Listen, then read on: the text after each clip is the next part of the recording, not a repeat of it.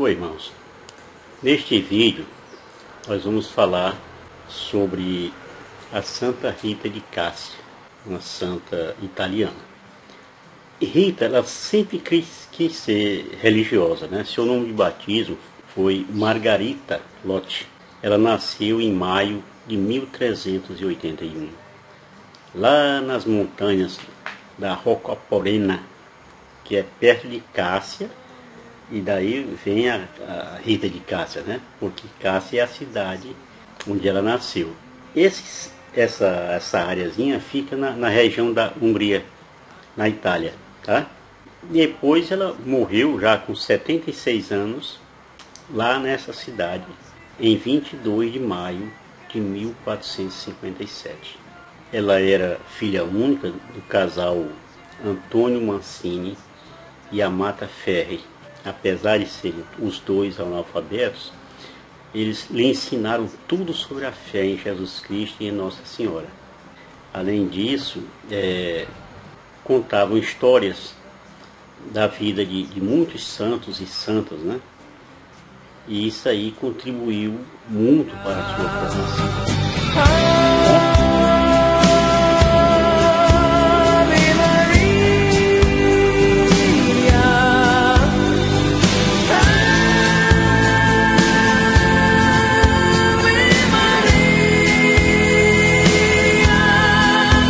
Ela já era uma esposa santa. E os seus pais escolheram seu marido, assim como era costume na época, com antecedência.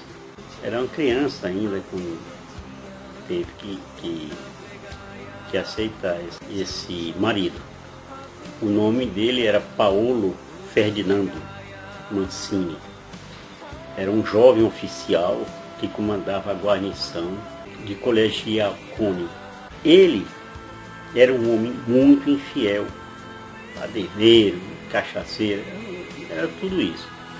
E durante 18 anos de casados, Rita sofreu muito nas mãos dele, né? Mas também nunca deixou de rezar pela conversão dele, assim como Mônica fez pelo Santo Agostinho, né? Então a sua paciência e o seu amor transformaram aquele homem rude e ele se converteu, mudando totalmente a seu modo de agir na vida conjugal.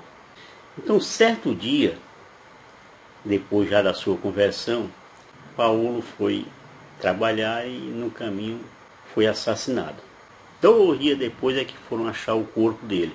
E se chegou à conclusão na época que tinham sido questões de rixas passadas, né?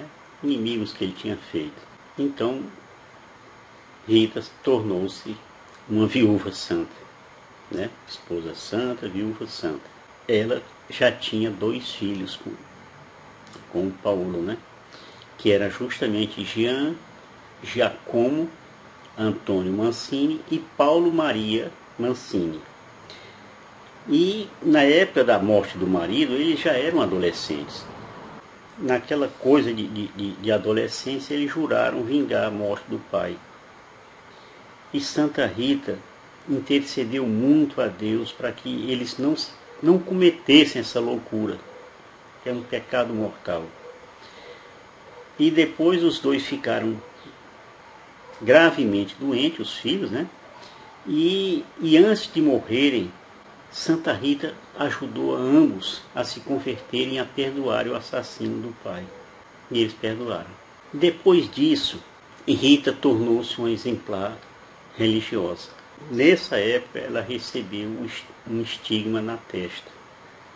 Vou já falar sobre o que é estigma. E esse estigma fez ela sofrer demais devido às humilhações que ela sentia.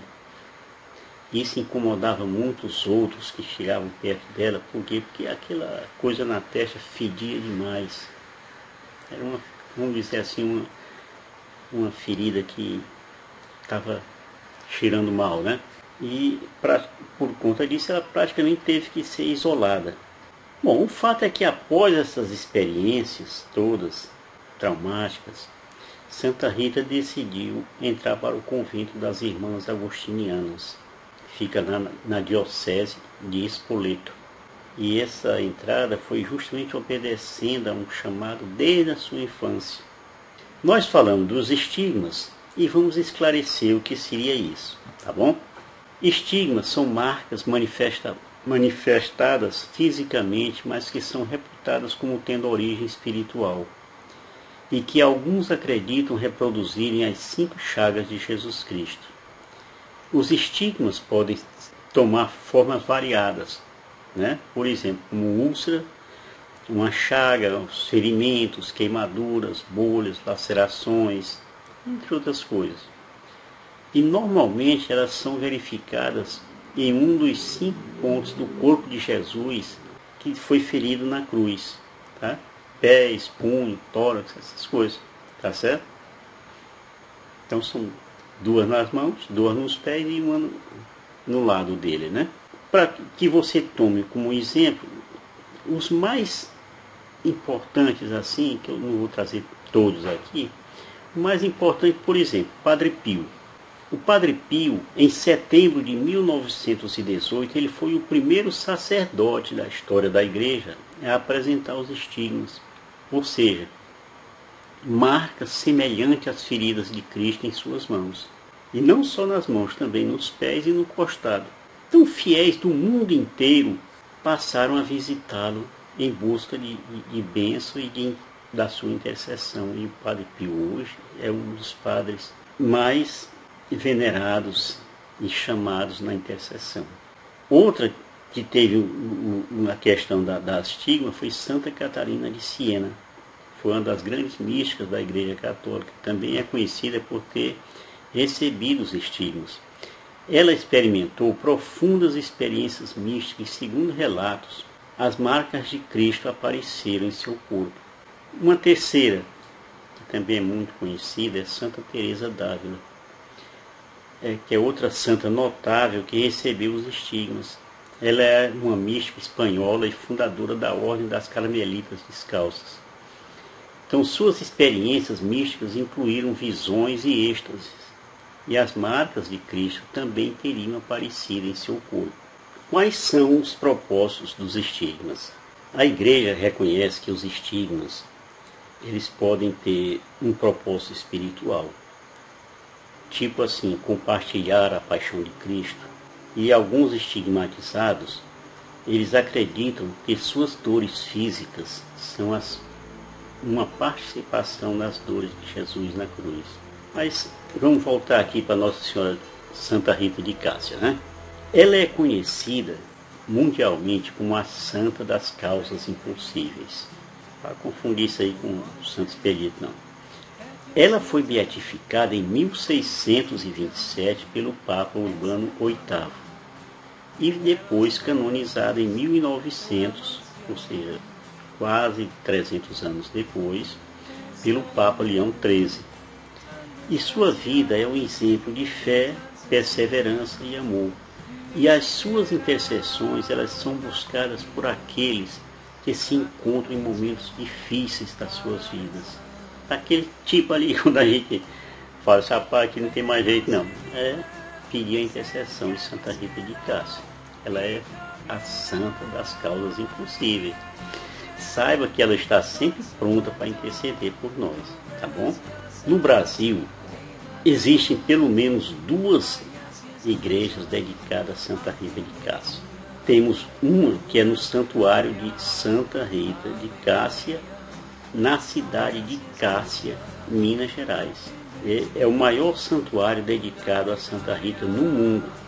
Ele está localizado assim, lá na cidade de Cássia, em Minas Gerais, como eu disse, e é um santuário com um local de fé, de oração, de devoção, né? Peregrinação, e foi construído ao longo de 4 anos. Cássia, Minas Gerais. Uma outra é a igreja de Santa Rita de Cássia, no Rio de Janeiro. Está localizada justamente na cidade do Rio de Janeiro, né? E é um templo católico de importância histórica e artística. Tanto é que ela foi tombada pelo IFAM em 1938. Vale a pena você visitar, tá bom? E é isso aí, irmãos. Mais um ou uma santa católica. Eu espero que você, conhecendo bem a história desses personagens, você aumente a sua fé, aumente a sua, vamos dizer assim, a sua crença de que as coisas podem ser resolvidas através da intercessão. Para isso elas sofreram, para isso nós vamos tentar sair do nosso sofrimento. Shalom, Pai.